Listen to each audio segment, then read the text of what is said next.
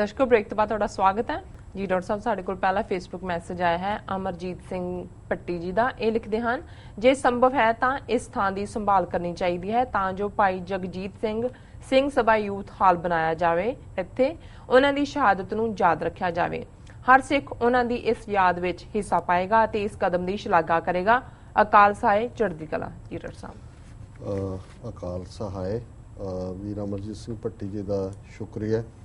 ये उन्होंने दिल्ली दे विच जिहड़े शहीद भाई जसजीत सिंह पुलिस फायरिंग दे नाल शहीद हुए उन्हां दे हवाले नाल लिखिया कि जिथे उन्हां दी शहादत हुई है जां मेरा ख्याल है भी जिस हॉल का जिक्र कर रहे होणगे समागम होया है, मैनूं नहीं पता क्योंकि उन्होंने क्लैरीफाई नहीं किया जी कि उन्हां दी याद दे विच यादगारी हॉल बने।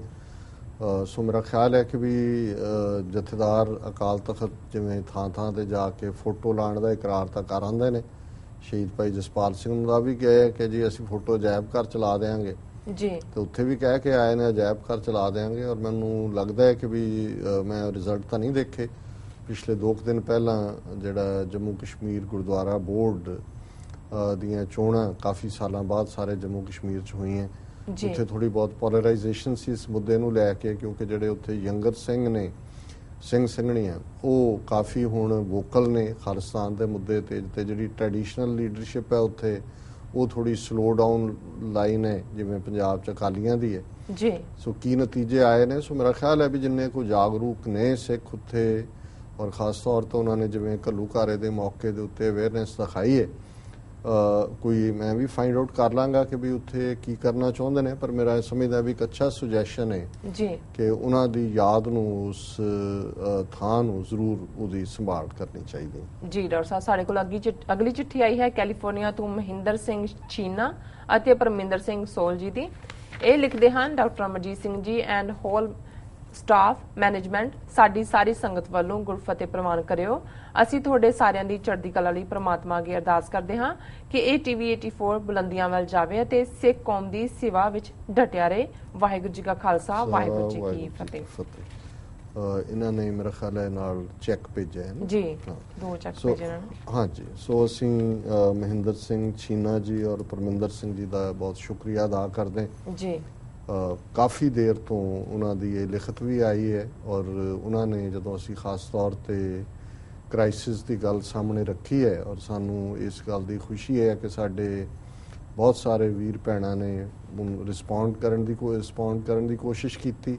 जेब का हाथ हजे थोड़िया ने पाया पर असी ये समझते हैं कि ये साडे लई बड़ा अहम है। और बहुत सारे ने पूछा है कि जी कोई ऐसा सिस्टम जिहड़ा कि ऑटोमैटिक अकाउंट जिहड़े है महीने दे चले जाण भावें कोई जिन्ना भी अफोर्ड करदा है जी।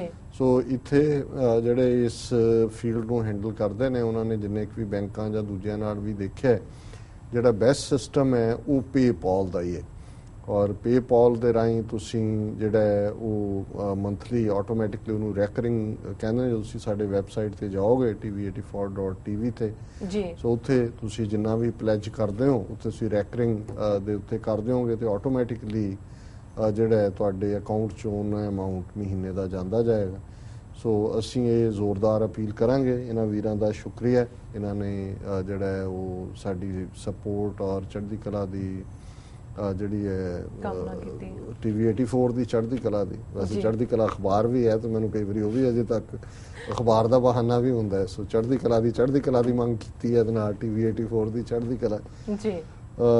और असी ये एक्सपैक्ट करते हैं क्योंकि साडे लई पुल ऑन करना डे टू डे बेस ते बड़ा औखा हो रहा है। असी इहनूं एक्सपैंड करना चाहते हैं। ऑलरेडी साडे कोल स्टूडेंट इंटर्नस भी आ रहे हैं। ऑलरेडी 2 स्टूडेंट्स ने अपनी इंटर्नशिप कंप्लीट की है बट साडे कोल जे असी फरदर कुछ ऐड करना है तो हर चीज़ फाइनैंसिस नाल जुड़ी हुई है जी। सैटेलाइट ते आने लई भी असी जिहड़ा ऑलरेडी नैगोशिएशन साडी अगे तुरी हुई है पर होर प्रोग्राम ऐड करने साडी जिहड़ी है नैसेसिटी है उस लिहाज नाल। सो इन्हां दा बहुत बहुत शुक्रिया है। इन्होंने सिर्फ चढ़दी कला की कामना ही नहीं की जी जिहड़ा जेब च हथ भी पाया जी। डॉक्टर साहब बिल्कुल इस तरह लेने ब्रेक व्यूअर्स विचारां दा सिलसिला इस तरह चलता रहेगा। मिलते हैं छोटे ब्रेक तो बाद।